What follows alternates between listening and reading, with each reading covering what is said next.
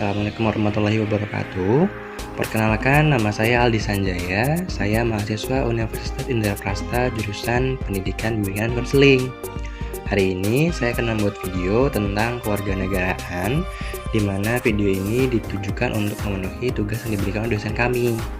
Dalam video ini, saya akan mengaitkan materi tentang demokrasi nasional, penegakan hukum berkeadilan, ketahanan nasional, dan anti korupsi, di mana saya akan menggambarkannya dengan contoh kasus.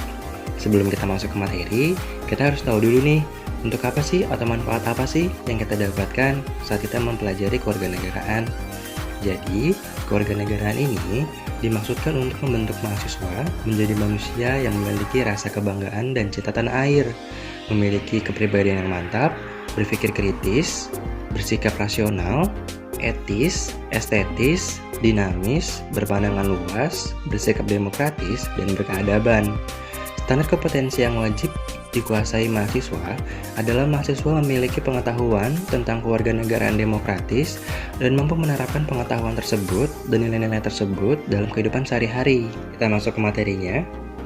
Perkara korupsi, kolusi, dan nepotisme yang banyak menimpa para pejabat baik di kalangan eksekutif, yudikatif, dan legislatif menunjukkan tidak hanya mandulnya Undang-Undang Nomor 28 Tahun 1999 tentang penyelenggaraan negara yang bersih dan bebas dari korupsi, kolusi, dan nepotisme, tetapi juga semakin tidak tertibnya nilai-nilai kehidupan sosial masyarakat. Kasus korupsi yang diduga melibatkan para menteri, gubernur, bupati, dan lain sebagainya menunjukkan bahwa para pejabat negara yang diharapkan menjadi teladan bagi masyarakat mengenai tertib hukum dan tertib sosial, ternyata justru mereka harus tunduk di kursi hukum dengan tuntutan sebagai tindak pidana korupsi. Korupsi telah menciptakan terjadinya kerawanan pangan, penurunan kredibilitas pemerintah, dan bahkan korupsi telah meminimaliskan mentalitas pembangunan bangsa. Sehingga untuk memberantasnya dibutuhkan upaya khusus melalui pembangunan ketahanan nasional. Korupsi telah menjadikan bangsa Indonesia tidak memiliki ketahanan nasional yang tangguh pada seluruh aspek kehidupan sosial, baik aspek statis, yaitu trigatra, geografi, demografi, dan sumber kekayaan alam, maupun aspek dinamis, yaitu pancagatra, ideologi, politik, ekonomi, sosial budaya, dan ketahanan keamanan. Jadi jelaslah bahwa upaya preventif dari pemberantasan korupsi, kolusi, dan nepotisme adalah dengan menciptakan tertib sosial dalam arti adanya tertib nilai-nilai yang harus diaplikasikan dalam struktur masyarakat. Dengan berubahnya pola tingkah laku yang sesuai dengan nilai-nilai keadilan, agama, dan etika moral akan lebih efektif dibandingkan hanya dengan aplikasi undang-undang saja. Jadi perlu adanya keseimbangan antara tertib sosial dan tertib hukum untuk dapat menciptakan reformasi yang mensejahterakan masyarakat Indonesia.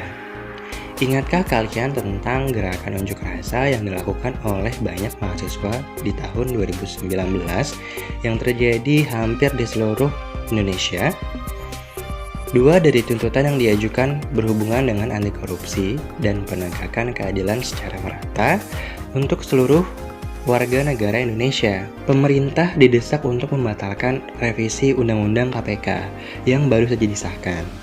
Revisi Undang-Undang KPK dinilai membuat lembaga anti korupsi tersebut lemah dalam memberantas aksi para koruptor, sehingga korupsi berpotensi untuk lebih banyak terjadi. Sudah menjadi rahasia umum di mana korupsi banyak terjadi pada penyelenggara negara. Pengesahan ini dinilai sebagai langkah utama bagi mereka penyelenggara negara untuk melakukan korupsi.